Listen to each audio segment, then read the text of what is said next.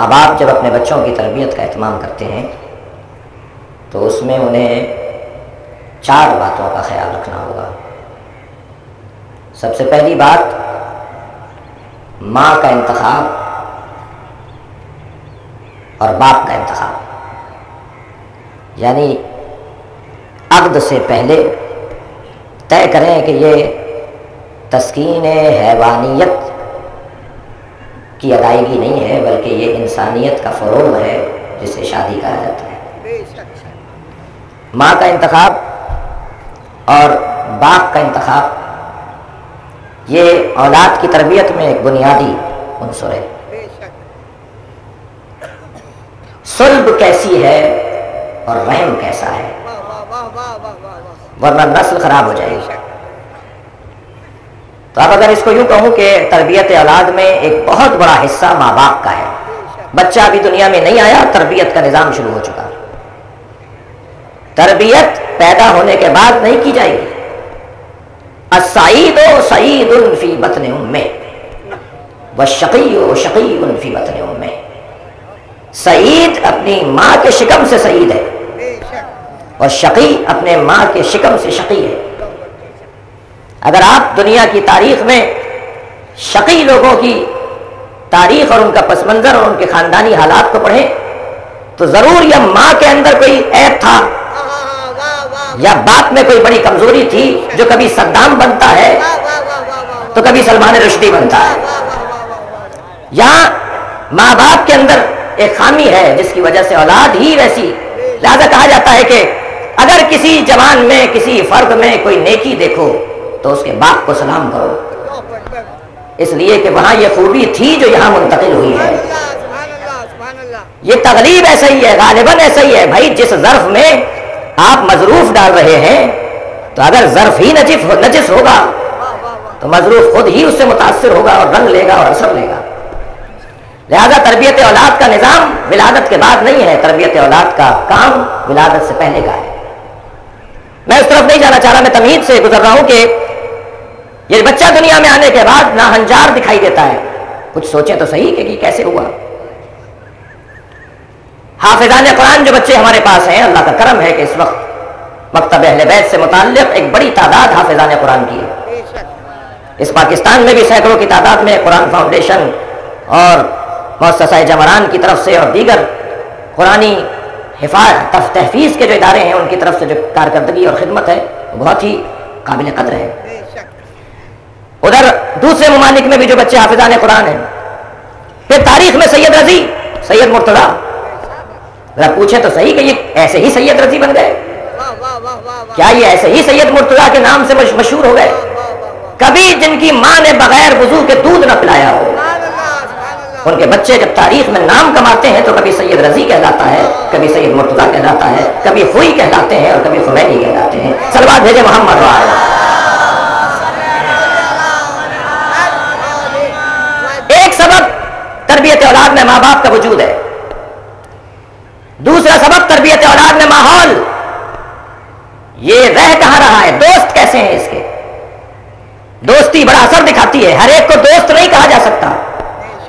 میں اپنے جوانوں اور بچوں سے مخاطب ہوں، میری آواز جہاں تک جا رہی ہے خواتین توجہ کریں۔ اپنے بچے کو اگر ہم یہودیوں کے حوالے کر دیں اور توقع یہ ہو کہ یہ مسلمان دکھائی دے، آپ داخلہ ضرور کروائیے کسی اچھی تعلیمی درسگاہ میں، مگر ذرا یہ بھی تو دیکھیے کہ وہاں پڑھایا کیا جا رہا ہے۔ صرف پٹر پٹر کسی زبان کا بول لینا قابلیت نہیں ہے،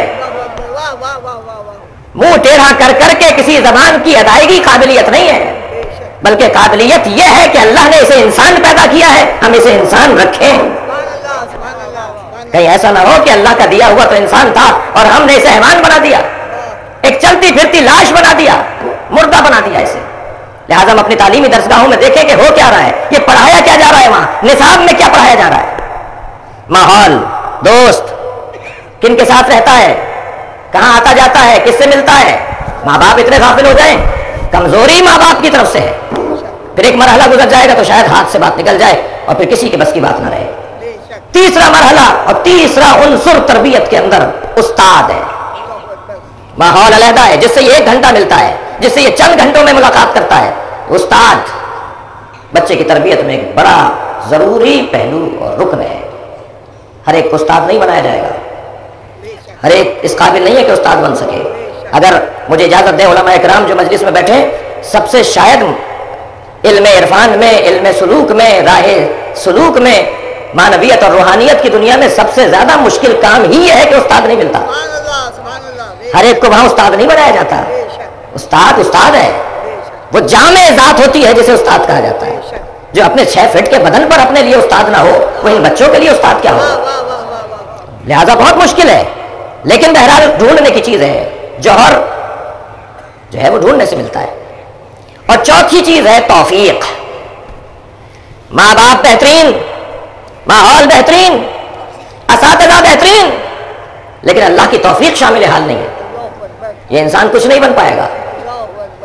لیکن وہ تینوں چیزیں ہوں اور یہ نہ ہو تو کچھ نہیں, اور ان میں سے کوئی ایک چیز نہ ہو تو پھر عیب رہ جائے گا.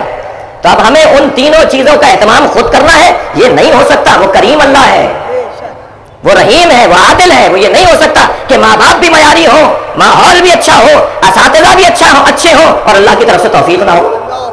یہ نہیں ہوگا. پھر وہ اس کا کرم ہے کہ تم نے اپنا کام کر لیا, اب یہ میری طرف سے تمہیں انعام ہے کہ تم نے محنت کی, اب یہ بچہ تمہارا بہترین ایک انسان بن کر سامنے آئے گا. عزیزان گرامی, سیرت مصطفیٰ پر جب بات کریں گے تو سرکار کی زندگی کمال پر دکھائی دیتی ہے ان چاروں مرحلوں میں. سرکار دو جہاں کی زندگی میں سب سے پہلا موقع, سب سے پہلا مرحلہ یہ کہ آپ کی خلقت کیسی ہے, آپ آئے کس گھر میں ہیں, آپ کی گود کیا تھی جس میں آپ نے پرورش پائی, آپ کے اجداد کا دین اور مذہب کیا تھا, ان کی شخصیت کیسی تھی, ان کا تدین کیسا تھا, وہ کتنے بڑے انسان تھے. جس گھر میں پروردگار عالم نے اس اپنے آخری نبی کو بھیجا, یہ اللہ کے ارادے سے بننے والی ذات. بہار الانوار میں علامہ مجلسی نے یہ تینوں روایتیں لکھی ہیں. سب سے پہلے اللہ نے بنایا کیا, توجہ چاہوں گا, اب میں آج کا موضوع شروع کر رہا ہوں. سب سے پہلے پروردگار عالم نے کیا خلق کیا. حدیث کہتی ہے اول ما خلق اللہ العقل. سب سے پہلے پروردگار عالم نے عقل کو خلق کیا. ایک اور حدیث جب سامنے آئی, مطالعہ کیا, معلوم ہوا ایک اور حدیث کے اندر جملہ بدلا ہوا ہے. اول ما خلق اللہ القلم. سب سے پہلے اللہ نے قلم کو خلق کیا. اور جب ایک اور حدیث کی طرف توجہ گئی تو حدیث نے کہا اول ما خلق اللہ نوری. نبی فرما رہے ہیں اللہ نے سب سے پہلے مجھ محمد کے نور کو خلق کیا. صلوات بھیجے محمد. اللہ نے سب سے پہلے میرے نور کو خلق کیا. یہ تضاد نہیں ہے کہ قلم پہلے بنا یا عقل پہلے خلق کی گئی یا نور محمد پہلے خلق کیا گیا. یہ تضاد نہیں ہے, تفسیر ہے. وہی عقل ہے جو نور محمد ہے, وہی قلم ہے جو نور محمد ہے. قلم کا کام یہ ہے کہ تدوین کرے. قلم کا کام کیا ہے, صاحبان قلم توجہ فرمائے, قلم کا کام یہ ہے کہ وہ تدوین کرے, مدون کرے, ترتیب دے, تنظیم لائے علم کے اندر. قلم کا کام یہ ہے. اور عقل کا کام یہ ہے کہ تمام تر معاملات کو جوڑ دے. عقل جوڑنے والا صاحب عقل کہتے ہیں کہ صاحب یہ بھی سنا, وہ بھی سنا, وہ بھی سنا, اب یہ سب کچھ سننے کے بعد اپنی عقل کو بھی تو استعمال کرو. تبھی تو اسے عقل کہتے ہیں کہ سارے معاملات کو جوڑ کر ایک نتیجہ حاصل کرتی ہے. ایک صلوات بھیجے محمد والا. اب پوری خلقت جو پروردگار عالم نے پوری کائنات کو جو خلق کیا ہے اس کو جوڑنے والی اگر کوئی ذات ہے تو اسے محمد مصطفیٰ کا. اور پوری کائنات کو جو تدوین کرنے والی ذات ہے جسے قلم کہا جاتا ہے وہ بھی خود محمد مصطفیٰ کی ذات ہے. اور پھر ذات کبریہ نے سب سے پہلے جس کے نور کو خلق کیا, حضرت فرما رہے ہیں میرے نور کو خلق کیا. بڑی طویل روایت ہے, دو صفوں کی روایت ہے جو نبی مکرم سے متعلق آپ نے خود ارشاد فرمایا. حضرت نے فرمایا سب سے پہلے اللہ نے میرے نور کو خلق کیا, ثم اس کے بعد فتقا نوری, میرے نور کو اس نے کھولا اور میرے نور سے پھر اس نے ایک اور نور نکالا, وہ نور علی. وہ علی کا نور تھا. اللہ نے سب سے پہلے میرے نور کو خلق کیا اور میرے نور کے ساتھ ایک اور نور کو نکالا جو علی کا نور تھا, وہ نور اللہ, وہ بھی اللہ ہی کا نور ہے. لہذا کبھی اور ایک جگہ ارشاد فرمایا کہ انا و علی من نور واحد, میں اور علی ایک نور کے دو ٹکڑے, ایک نور کے دو حصے ہیں. اور ایک بہت موٹا فرق ہے, اللہ بھی نور ہے, نبی اور علی بھی نور ہے. بہت موٹا فرق ہے. وہ نور ہے جس کے ٹکڑے نہیں ہو سکتے, اور محمد اور علی وہ نور ہیں جن کے ٹکڑے ہو جاتے ہیں. ایک صلوات بھیجے محمد والا.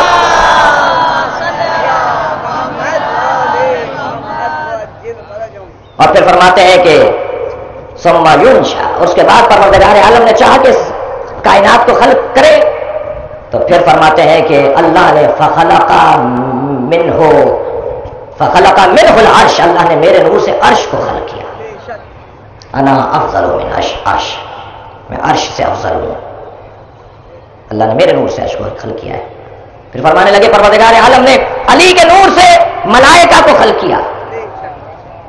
मलाइका से अफजल अली की जात है। फिर फरमाया अल्लाह ने फातिमा के नूर से समावात और अर्ज़ीन को खल्क किया। सारे आसमान और जमीनें फातिमा की वजह और फातिमा के नूर से बने।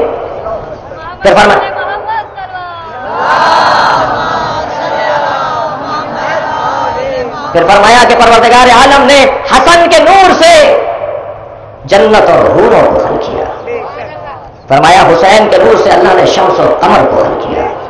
जब ये सब खल्क हो गए तो अब अल्लाह ने चाहा कि आदम को भी खल्क किया जाए। सुनो, मैं 7,000 साल पहले मौजूद था कि जब आदम की खिलकत हुई। आदम अभी दुनिया में नहीं आए थे, हम उससे पहले 7,000 साल पहले खल्क कर लिए गए। और फिर परवरदिगार आलम ने हमें सबसे पहले बनाने के बाद जब इस पूरी दुनिया को बना लिया और आदम से लेकर ईसा तक नबी भेज दिए और उनके औसिया भेज दिए, जब ये पूरा माहौल आमादा हो गया तब अल्लाह ने चाहा कि मेरी विलादत दुनिया में हो। मैं उस वक्त भी नबी था जब आदम अभी पैदा नहीं हुए थे। और यही कैफियत मौला कायनात के बारे में भी मौला फरमा रहे हैं कि मैं उस वक्त वली खुदा था जब आदम आबो गिल में भी नहीं थे। लिहाजा इनकी खिलकत का आगाज अगर देखें सरकार दो जहां की सीरत मुस्तफा पर बात हो रही है तो आपकी खिलकत का आगाज नूर परवरदिगार, नूर इलाही। और बहुत सारे लोगों ने इस मौजू पर लिखा है, खासतौर पर हमारे बिरादरान अहले सुन्नत की एक किताब है बहुत मारूफ, जिसका उन्वान ये करार दिया कि अव्वलुल खिलका व आखिरुल बेसा, जिसकी खिलकत पहले है और बेसत आखिर में। इसलिए कि जो मतलूब इलाही होता है, क्यों बनाया? अल्लाह चाहता था कि पहचाना जाऊं। कुन तो कंजन मख्फिया, मैं छुपा हुआ खजाना था, मैंने चाहा कि पहचाना जाऊं। फखलक तो या मोहम्मद, तो मोहम्मद मैंने तुम्हें बनाया ताकि मेरी मारिफत हो सके। इस चाहत में भी जरूरत नहीं है, तवज्जो चाहूंगा, ज़ाते किबरिया जरूरतमंद नहीं है, ये चाहत है, मोहब्बत है, तभी तो हम हबीबे किबरिया कहते हैं। ये फहबब तो मैंने चाहा, इसके अंदर मोहब्बत पाई जाती है। सरकार को सबसे पहले खल्क किया मगर भेजा सबसे आखिर में। और नबी मुकर्रम इस अंदाज से जब दुनिया में कदम रख रहे हैं, तब नबी कहां कदम रख रहे हैं? नबी मुकर्रम उस घराने में कदम रख रहे हैं जो घराना सबसे ज्यादा अफजल घराना है। अजीजों का तवज्जो कीजिएगा, बेसत से 10 साल पहले हजरत मौला कायनात की विलादत है। नबी अभी ऐलान बेसत नहीं फरमा रहे, 10 साल पहले ऐलान बेसत के मौके पर मौला अली 10 बरस के हैं। उस वक्त जनाब फातिमा बिनते असद खाना काबा की दीवार के करीब खड़े होकर क्या कह रहे हैं? भाई जो नबी के माँ बाप के बारे में शको शुबह का शिकार है, मैं उनसे मुखातिब हूं। मैं इस मेंबर से यह बात वाज़े कर रहा हूं आपकी खिदमत में, आपके जरिए से, कि नबी उस घराने में नहीं है कि जिस घराने में ईमान और इस्लाम ना हो। कहने लगे कोई सनद नहीं मिलती कि इन्होंने कलमा कब पढ़ा। सर्टिफिकेट की जरूरत उसे पड़ेगी जिसका माजी काफिर हो। जो मुसलमान होते हैं उन्हें किसी सनद की जरूरत नहीं होती। कितने मुसलमान इस मजलिस में बैठे हैं, आप में से किसके पास किसी मौलाना साहब की सनद है कि आप मुसलमान हैं? भाई कभी आपने अपने पास कोई सनद रखी? कभी कोई पूछ ना ले कि आप मुसलमान हैं तो किसी मौलाना से सनद लेकर आए। सनद की उसे जरूरत होती है जो पहले काफिर हो। इस पाकिस्तान के क्रिकेट के टीम में एक खिलाड़ी मुसलमान हुआ, उसे सनद की जरूरत थी। आलमी सतह पर एक बॉक्सर मुसलमान हुआ, उसे सनद की जरूरत थी। आपको तो आज तक जरूरत नहीं पड़ी। आपको सनद की क्या जरूरत है? इसलिए कि आप माँ बाप मुसलमान, माँ बाप के घर में पैदा हुए। उन्हें सनद की जरूरत है जिनका पूरी नस्ल काफिर थी। अबू तालिब को सनद की जरूरत नहीं है, फातिमा बिनते असद को सनद की जरूरत नहीं है।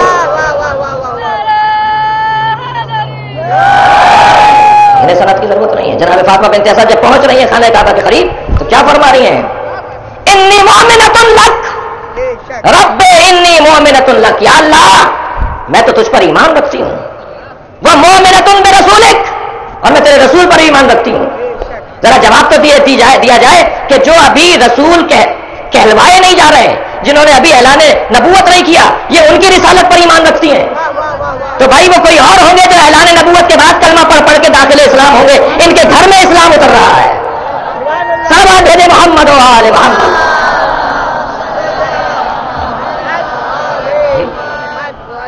कुरान मजीद में 2 आयतें हैं, तवज्जो चाह रहा हूं आपसे। ان پہ غور کرنے کی ضرورت ہے.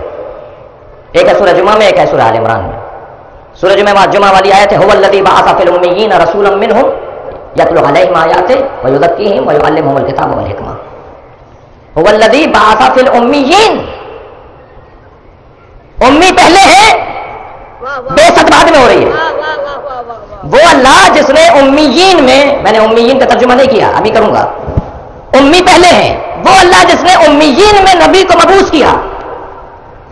ایک آیت سورہ جمعہ. دوسری آیت ہے اذ من اللہ علی المؤمنین اذ بعث فیہم رسولا. اور وہ اللہ جس کا مومنین پر احسان ہے کہ ان کے درمیان ایک رسول کو مبعوث کیا. بھائی یہ کیسا مومن ہے کہ ابھی رسول مبعوث نہیں ہوئے اور یہ مومن ہے؟ یہ کیسا ایمان ہے کہ ابھی رسول نے اپنے آپ کو رسول نہیں کہا اور یہ پہلے سے مومن ہے؟ تو ماننا پڑے گا یہ گھرانہ کوئی اور گھرانہ ہے. وہ جو اسلام کا کلمہ پڑھ پڑھ کے مسلمان ہو رہے ہیں وہ کوئی اور گھرانہ ہے. یہ مومنین میں رسول کو بھیجا گیا ہے. مومنین جمع کا لفظ ہے، علماء کرام تشریف فرمائیں. بہت سامنے کی عربی ہے. کم سے کم 3 ہونے چاہیے، کم سے کم 3 ہونے چاہیے، تب جا کر یہ بات ثابت ہوگی کہ رسول کو کم سے کم 3 سے زیادہ میں مبعوث کیا گیا. 3 جوڑیے کون ہیں؟ میں نام بتا دیتا ہوں. ایک تو علی کہتے ہیں، ایک تو فاطمہ بنت اسد، ایک تو ابو طالب کہتے ہیں.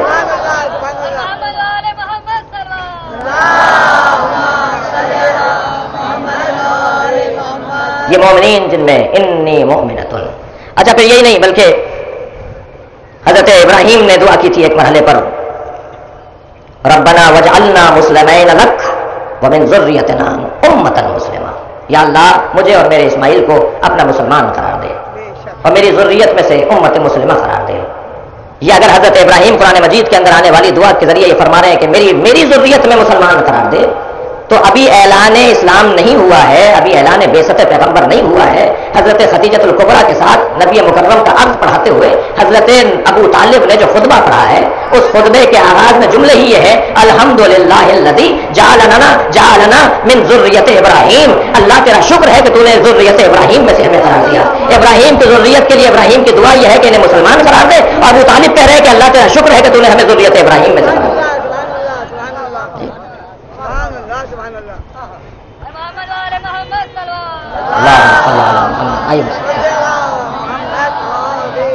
توجہ ہے بات کی.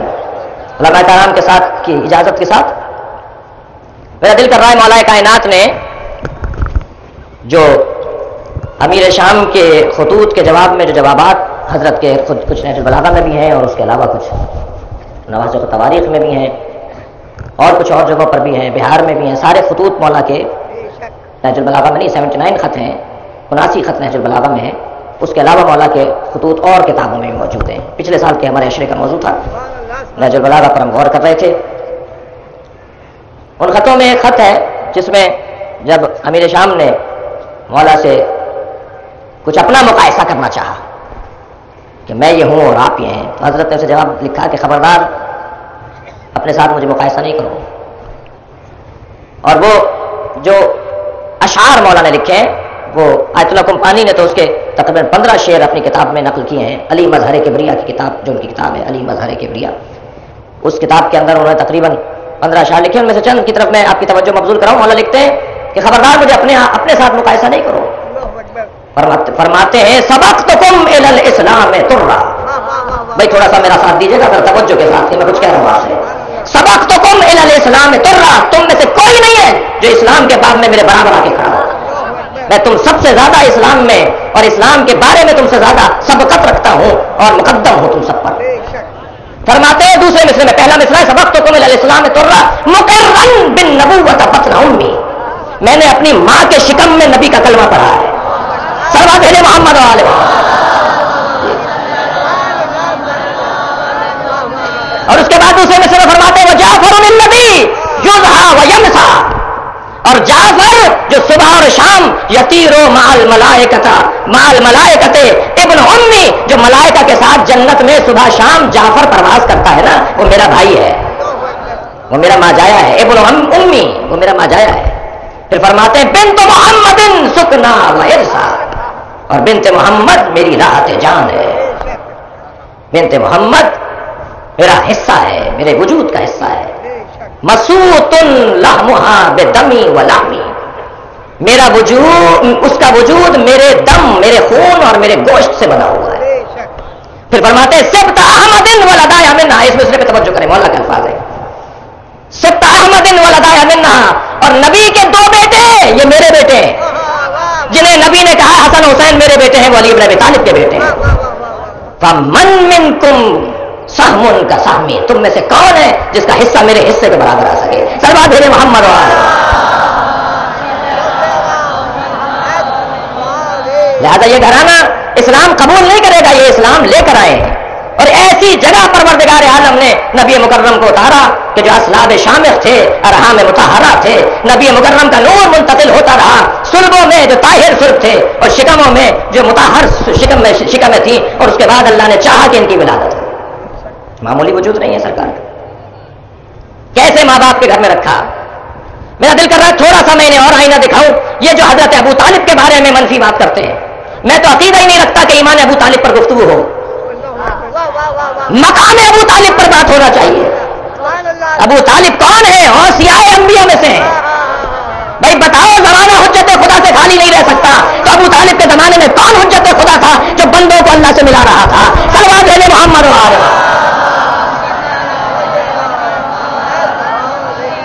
اور یہاں یہ کہا جائے کہ وہ ایمان نہیں لے کر آئے۔ میں پہلے سال گزشتہ بھی اس موضوع پہ کچھ کہہ چکا ہوں، لیکن یہاں ایک نئے زاویے سے آپ کی خدمت پہ کچھ عرض کروں۔ دیکھیں، تعلقات اور واسطے چار عنوان رکھتے ہیں، جسے عربی میں عاطفہ کہا جاتا ہے۔ عواطف، تعلقات، رشتہ، چار طرح کے عاطفے ہوتے ہیں۔ ایک عاطفہ قرابت ہے،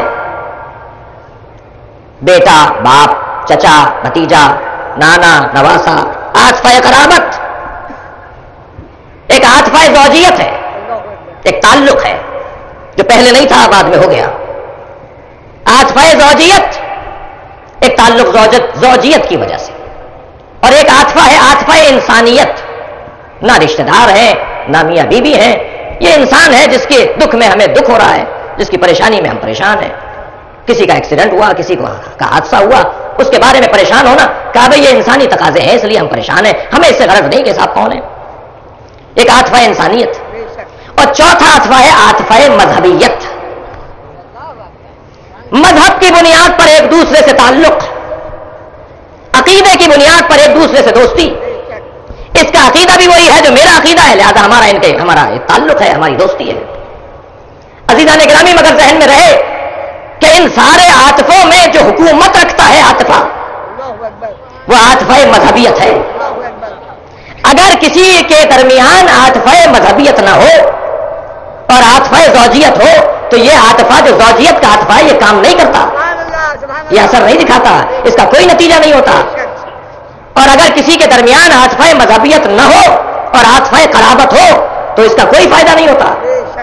باپ بیٹا ایک دوسرے سے علیحدہ ہو جاتے ہیں، اور اگر کسی کے درمیان عاطفہ مذہبیت نہ ہو اور عاطفہ انسانیت ہو تو یہ کام نہیں دکھاتا، اس کا کوئی نتیجہ نہیں ہوتا، اس کا کوئی اثر نہیں ہوتا۔ مثالیں آپ کے سامنے تاریخ کے اندر موجود ہیں۔ حضرت نوح اور ان کی زوجہ، حضرت لوط اور ان کی زوجہ کے درمیان عاطفہ زوجیت تھا، عاطفہ مذہبیت نہیں تھا۔ وہ عاطفہ زوجیت کارگر نہیں رہا اس لیے کہ عاطفہ مذہبیت نہیں ہے۔ حضرت نوح اور حضرت نوح کے بیٹے کے درمیان عاطفہ قرابت تھا مگر عاطفہ مذہبیت نہیں تھا۔ ان دونوں کا مذہب ایک نہیں تھا، اس لیے کوئی فائدہ نہیں ہوا اس عاطفہ قرابت کا۔ عزیزان گرامی، ابو سفیان اور نبی مکرم کے درمیان عاطفہ انسانیت تھا، عاطفہ مذہبیت نہیں تھا، کوئی فائدہ نہیں ہوا۔ عاطفہ انسانیت ہو اور عاطفہ مذہبیت نہ ہو۔ ایمان ابو طالب پر جملہ سماعت فرمائے عزیزان گرامی، ابو طالب چچا ہے، محمد مصطفیٰ بھتیجے ہیں، یہ عاطفہ قرابت ہے۔ اگر عاطفہ مذہبیت نہ ہوتا، یعنی ابو طالب کا وہی دین نہ ہوتا جو محمد لے کر آ رہے ہیں، تو قرابت داری کام نہ آتی۔ صلوات بھیجے محمد وآلہ۔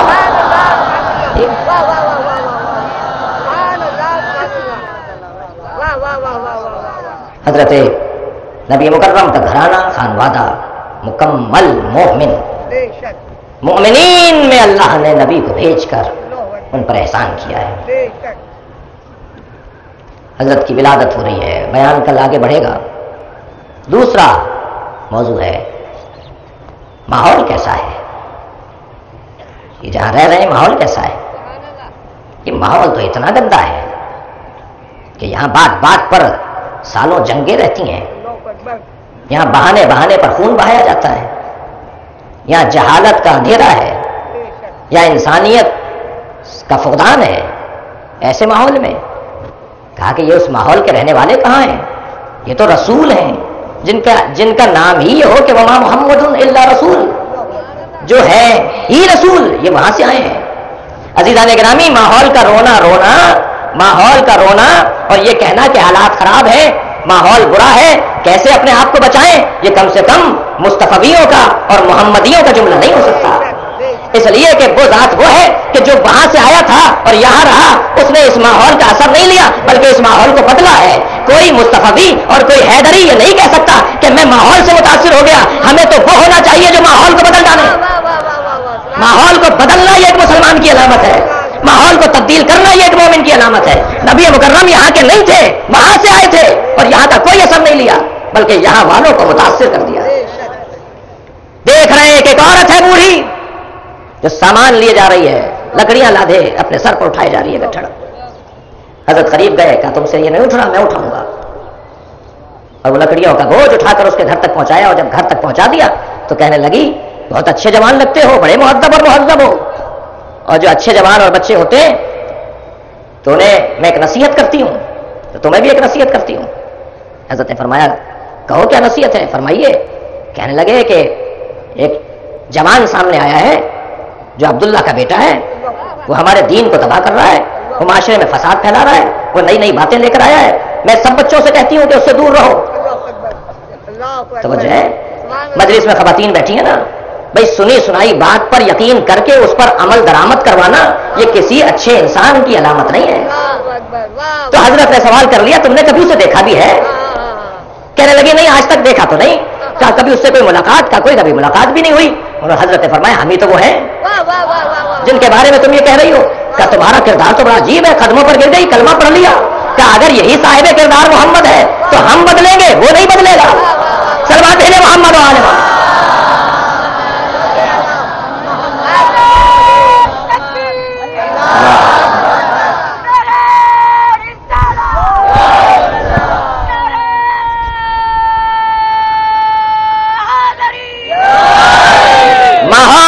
کا ہے جو نورانی ہے۔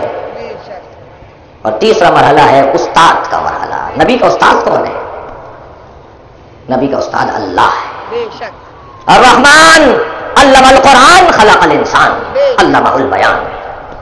نبی اللہ کے ہاں سے پڑھ کر آئے، تلامذ اللہ میں سے ہیں، اللہ کے شاگرد ہیں، وہ وہاں سے پڑھ کر آئے۔ توجہ چاہوں گا اس منزل بیان پر عزیزان گرامی، لوگوں نے کبھی دیکھا نہیں کہ حضرت کے ہاتھ میں قلم ہو، اور اگر کبھی قلم آ بھی گیا تو حضرت نے فرمایا بتاؤ کہاں چلاؤں، حتیٰ اپنے نام کے بارے میں فرمایا کہ بتاؤ کہاں لکھا ہے میں اسے کاٹ دوں۔ کہنے لگے لہذا امی تھے، اور امی کا یہ ترجمہ کر ڈالا کہ معاذ اللہ ان پڑھ تھے۔ اللہ اکبر، جب مسلمان کا یہ بنیادی عقیدہ ہو تو آپ توقع رکھتے ہیں کہ مسلمان ترقی کریں گے؟ مسلمان ایسے ہی پٹتا رہے گا جو اپنے نبی کو ان پڑھ بولتا ہو، مسلمان ایسے ہی پریشان رہے گا جیسے آج پریشان ہے، اور پریشانیاں دور ہی تب ہوگی جب نبی کی عظمت کا اقرار کرے گا۔ انہوں نے کہا صاحب کبھی قلم ہاتھ میں لیے میں نہیں دیکھا۔ میں ایک مثال دے رہا ہوں، تینوں میرے بزرگ علماء جناب مولانا جعفر سبحانی صاحب، مولانا فیاض مطہری صاحب، جناب مولانا قبلہ عقیل صاحب امام جماعت خراسان مسجد، یہ تینوں قوم سے متعلق ہے۔ حضرت آیت اللہ محمد حسین طباطبائی صاحب المیزان، ان کے فرزند جو بظاہر اس وقت بہت معمر اور محسن ہیں، وہ فرماتے ہیں کہ میرے والد ہر 2-3 مہینے کے بعد مجھے ایک کاغذوں کا ایک کہہ لیجیے کہ پلندہ، ایک ڈھیر دیتے تھے جس پہ کچھ لکھا ہوا ہوتا تھا، اسے لپیٹ کر مجھے کہتے تھے دریا میں ڈال کے آ جاؤ۔ میں کئی مہینے ڈالتا رہا، مدتوں ان کے اسے کاغذ لے کے ڈالتا رہا۔ ایک دن میں نے پوچھا کہ بابا یہ کیا ہے جو آپ مجھے لکھ کے دیتے ہیں؟ فرمانے لگے بیٹا یہ میرے اشعار ہیں، بیٹا میں جو شعر کہتا ہوں، طب شعری جو ان کے اندر تھی، شعر کہنے کی صلاحیت، اور شعر کہنا جب میں جب تفنن کی طرف جاتا ہوں، جب میں ذوق کی طرف جاتا ہوں تو میں مجبور ہوں یہ اندر یہ کیسے نکلے، یہ ہو نہیں سکتا کہ باہر نہ نکلے۔ وہ جو اللہ نے مجھے کہنے کی صلاحیت دی ہے یہ ہو نہیں سکتا کہ باہر نہ نکلے، لہٰذا میں قلم کاغذ لے کر شعر کہتا ہوں، لمبے لمبے نظمیں کہتا ہوں اور میں اسے لکھ لیتا ہوں جب میں اپنی تسکین کر لیتا ہوں جو اللہ نے مجھے فن دیا ہے۔ تو پھر جب بہت جمع ہو جاتا ہے تو تم سے کہتا ہوں جاؤ اس کو دریا میں ڈال کے آ جاؤ۔ آج تک کسی نے سنا آیت اللہ محمد حسین طباطبائی کا کوئی دیوان ہو؟ کوئی دیوان نہیں ہے ان کا۔ حضرت آیت اللہ خمینی کا دیوان تو ہے، دیگر آیت اللہ فضل اللہ وغیرہ کمپانی وغیرہ کا بزرگ علماء کا دیوان تو ہے، مگر محمد حسین طباطبائی کا کوئی دیوان نہیں ہے، اور شعر کہنے میں ان سے کم نہیں تھے، شاید 4 ہاتھ آگے ہوں، لیکن کوئی ایک شعر نہیں چھوڑا انہوں نے اپنے بیٹے سے کہا جا کر اسے دریا میں ڈال دو۔ جب بیٹے کو معلوم ہوا کہ اتنے عرصے سے میں بابا کے اشعار دریا میں پھینک رہا تھا، بابا یہ کیوں کروا رہے تھے؟ کہنے لگے بیٹا میں لکھ رہا ہوں تفسیر، میں تفسیر لکھ رہا ہوں، کہیں ایسا نہ ہو کہ میری شناخت اگر شاعر کی حیثیت سے معاشرے میں ہو جائے تو لوگ کہیں کہ ایک شاعر کی تفسیر ہے۔ توجہ چاہوں گا اس مثال دوں گا، کئی لوگ یہ نہ بول دیں کہ ایک شاعر نے تفسیر لکھی ہے، شاعر کیا لکھے گا تفسیر؟ تفسیر تو عالم کو اور فلسفی کو لکھنا چاہیے، محدث کو لکھنا چاہیے، مورخ کو لکھنا چاہیے۔ تفسیر کے علوم میں شعر کہاں ہے؟ کہیں ایسا نہ ہو کہ یہ اتنی محنت اتنی خدمت جو قرآن کی میں کرنا چاہ رہا ہوں وہ بے رنگ ہو جائے، نظر انداز ہو جائے۔ شاعر کی تفسیریں اٹھا کے رکھ دو ایک طرف۔ میں اپنی شناخت شعر نہیں بنانا چاہتا، اس لیے میں چھوڑ ہی نہیں رہا ہوں کہ شعر معاشرے میں میرے رہ جائیں۔ عزیزان گرامی، نبی مکرم نے جو قلم نہیں اٹھایا اس کا سبب یہ نہیں تھا، بلکہ نبی قلم نہ اٹھا کر بتانا چاہ رہے تھے اگر قلم اٹھا لیا ہوتا تو ان سے بڑا تو کوئی عالم نہیں تھا، کہ اگر قلم اٹھا لیا تو لوگ کہیں گے قرآن انہوں نے ہی لکھا ہے۔ کہ میں نہیں چاہتا کہ یہ قرآن مجھ سے منسوب رہے، یہ اللہ کا کلام ہے، اللہ ہی سے منسوب رہنا چاہیے۔ صلوات بھیجے محمد اور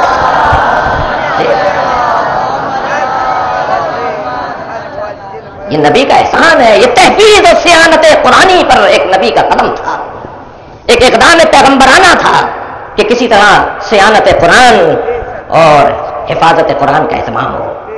وہ جو پڑھانے آیا ہے وہ پڑھا لکھا نہیں ہے۔ یتلو علیہم آیات، جو تلاوت کر کے سنائے گا، پڑھ کر سنائے گا، جو تربیت دے گا، حکمت دے گا، نہیں ہو سکتا۔ اپنے بچوں اور جوانوں کے لیے صرف ایک اور مثال دے رہا ہوں۔ ایک صاحب کراچی آئے، گھوم پھر کر جانے لگے تو کہنے صاحب کراچی کو دیکھا، بڑا اچھا شہر ہے مگر یہاں مچھلی نہیں ملتی۔ تو وہ جو صاحب ان سے گفتگو کر رہے تھے وہ کہنے لگے کہ آپ نے کراچی کو کتنا دیکھا؟ کہنے لگے بس ایک جگہ اترے، ایک شاہراہ سے گزرے اور اس کے بعد دوسری جگہ پہنچے اور پھر اب ہم واپس جا رہے ہیں۔ کہ آپ نے کراچی کو تو پورا ہی دیکھا نہیں۔ آپ نے جب کراچی کو پورا نہیں دیکھا تو آپ کراچی کے بارے میں فیصلہ کیسے کر سکتے؟ یہ جو کہہ رہے ہیں کہ نبی مکرم پڑھے لکھے نہیں تھے، یہ جب کہہ رہے ہیں کہ میں شہر علم ہوں، تم نے یہ شہر گھوما کتنا ہے جو تمہیں پتا ہو کہ کتنا علم تھا؟ جس کا دروازہ اتنا بڑا عالم ہو، صلوات بھیجے محمد و عالم۔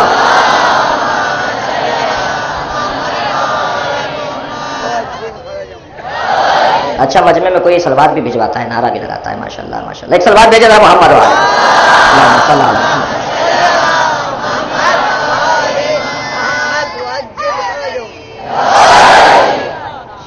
شہر علم ہے، ان کا استاد یہ ہے۔